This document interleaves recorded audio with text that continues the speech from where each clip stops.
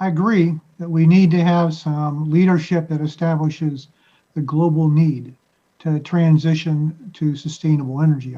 Went through all the purposes in this presentation and previous presentations for Nuno. I disagree about the concept of turning the climate challenges into boogeymen and using that to force people to make unwise economic changes in their standard of living.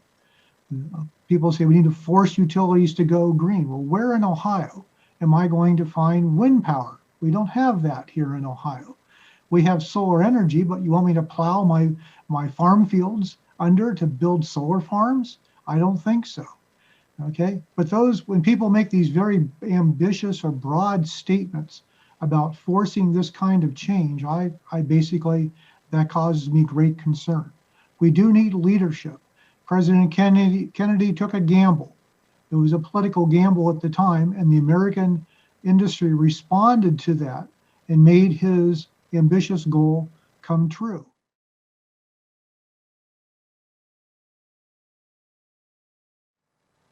Yes, so I mean, I'm optimistic that the technologies, the ideas, the companies are there.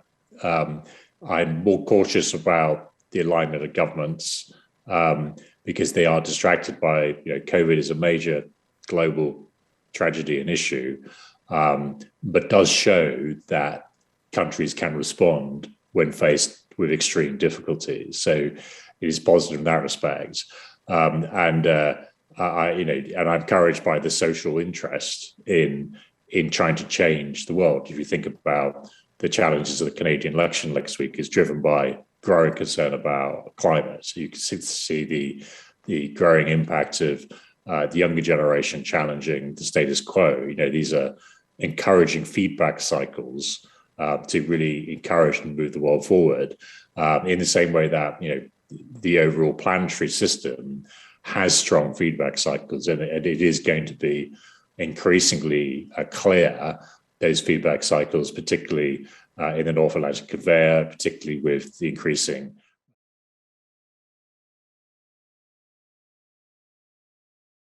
Yes, while listening to Mike, he mentioned President Kennedy and Apollo, the first man on the moon.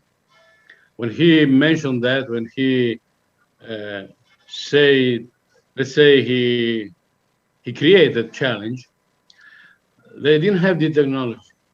They were very far away from the technology to land a man on the moon. They didn't even have a man.